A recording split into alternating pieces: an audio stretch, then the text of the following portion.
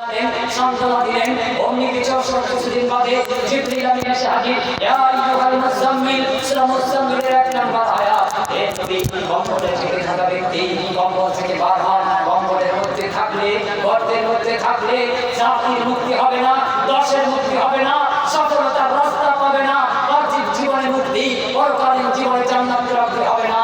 ইয়া আইয়ুহাল মুযাম্মিল, কম্বলে থেকে থাকা ব্যক্তি বেরিয়ে আসুন। নবীজি বেরিয়ে আসলেন। সূরা মুদাসসির ঘোষণা হতে থাকলো, ইয়া আইয়ুহাল মুদাসসির কুম ফাআনদির ওয়া রাব্বাকা ফাকাব্বির ওয়া সিয়াবাকা ফাতাহির। এভাবে প্রচলিত হতে থাকলো। নবীজি বললেন, জাতিকে পড়ালেন, জাতি শিক্ষিত হলো। আল্লাহ তাদেরকে বললেন রাদিয়াল্লাহু আনহু ওয়া রাদওয়ান, আমি আল্লাহ ওই সাহাবীদের প্রতি খুশি, সাহাবীরাও আল্লাহর প্রতি খুশি। কেমন ধন্য তারা হলো, কেমন সেনানী অবস্থা ইতিহাসে তাদের নাম হলো। শিক্ষার কারণে, ইসলামী শিক্ষার বিকাশের কারণে, ইসলামী কারিকুলাম